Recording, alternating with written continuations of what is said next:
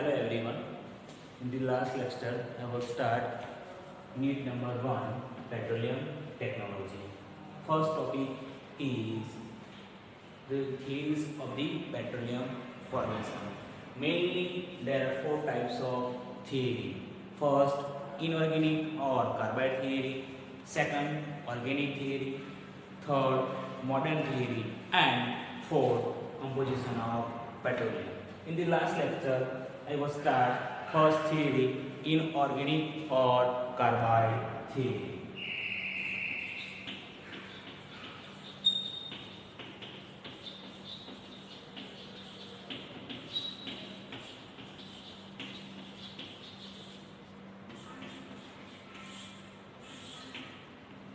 This theory was proposed by Mendeleev and Bartlett, and their explanation is based upon the inorganic reaction. In this theory, mainly discuss about the acetylene series. In that, some carbides produce hydrocarbons when react with water, such as calcium carbide,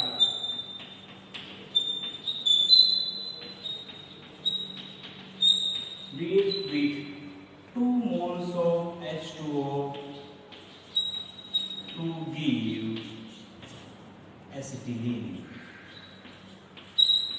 and calcium hydroxide.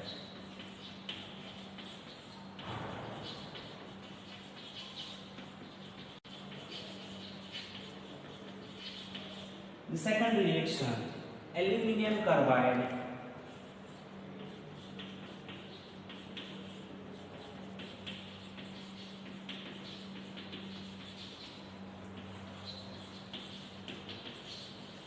react with 12 moles of H2O to give methane.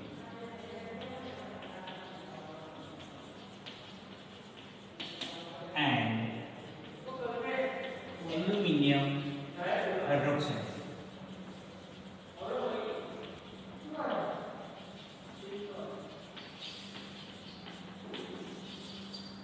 These acetylene produced under the wet hydrogenation, cyclization, polymerization to give alkane and cycloalkane and aromatic compound found in petroleum.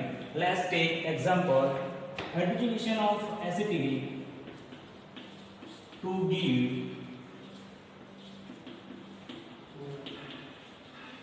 ethylene.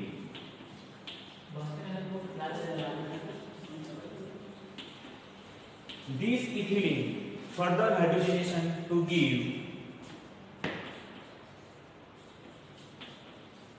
ethane. In the second example, the cyclization of acetylene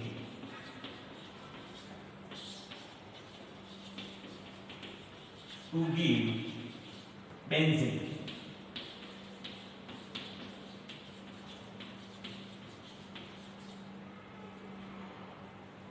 And this theory is not able to explain the homologous series, but it gives information about the organic matter.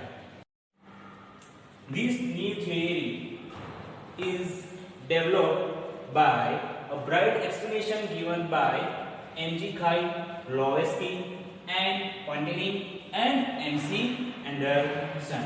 According to them, source of the petroleum was organic matter of COGs consisting of the remains of plants and animal organisms. That means, according to source of petroleum was organic matter of COGs consisting of remains of plants and animal organisms. The next one, the initial decomposition of the vegetable and animal matter is resulting to give activity of the microorganism. એટલે કે initial decomposition of vegetable and animals matter to give the activity of the microorganism. And the next point, the organic matter under the weight changes due to pressure and the temperature of the crust of the earth. The last point in the organic matter છે એની અંદર under the changes have due to the pressure and temperature of the crust of the earth. જે પણ આપણું pressure છે અને temperature છે એને તે organic matters ની અંદર change આવે છે. This theory is totally about the organic, discuss about the organic matter and organic source. Second, organic theory or Engler's theories. According to Englers, the large marine animals that lived on the globe in the prehistoric days were to the main contribution.